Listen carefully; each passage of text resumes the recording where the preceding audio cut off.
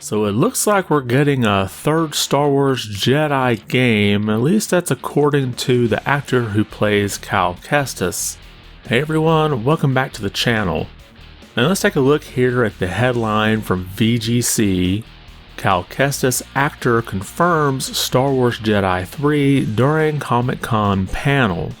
So if you've ever been to some of these Comic-Cons, a lot of times the guests that come will have panels where people can ask them questions. And apparently at a recent panel, the actor who played Cal Kestis, Cameron Monaghan, was asked something about Star Wars Jedi games. And you can see the response he had here. We're working on a third, and we're in the process of doing that right now. That's a big undertaking, and there have been some conversations so far, but hopefully when all things said and done, we'll be able to go in and make something really cool. Now, don't be surprised if Monaghan ends up walking this back. I'm sure he's probably under some kind of NDA and may not have realized it. And this did happen a few days ago, so I kind of expected a statement by now, but maybe since it was the weekend, we'll get something later this week. But what makes this a little bit more interesting is that we had a report by Bloomberg that the series director had left Respawn Entertainment.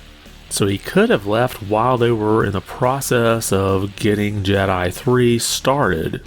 But even with him leaving, I don't think it'll necessarily hurt the series too much, since the series still does drive a lot of hype even after the buggy launch.